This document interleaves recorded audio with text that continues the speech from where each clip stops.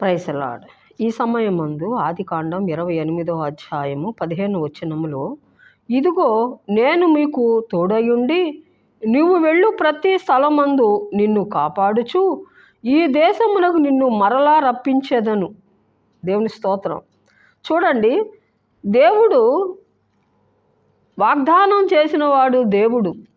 కాబట్టి యాకోబుకు దేవుడు అంటున్నాడు, నీవు వెళ్ళు ప్రతి స్థలమందు నేను నిన్ను కాపాడుతూ ఈ దేశమునకు నిన్ను మరలా రప్పించదను అంటున్నాడు. చూడండి, యాకోబుకి దేవుడు అటువంటి వాగ్దానం చేశాడు. స్తోత్రం.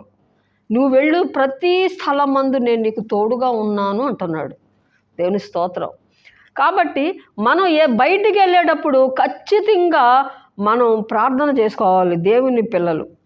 ఆ తర్వాత మన పిల్లలకు కూడా వాళ్ళు మార్గమంతట్లో దేవుడు తోడుగా ఉండులాగా వారు ఆఫీసులకు వెళ్ళినా, లేకపోతే ఉద్యోగాలకు వెళ్ళినా, చదువుకోవడానికి వెళ్ళినా, ఏ పని నిమిత్తం బయటికి వెళ్ళినా వాళ్ళు ఖచ్చితంగా ప్రార్థన చేసుకోవాలండి.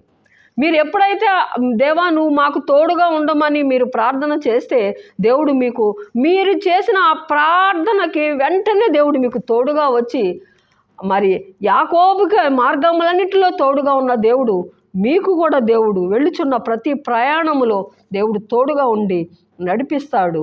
దేవుడు ఈ మాటలు దీవించునుగాక.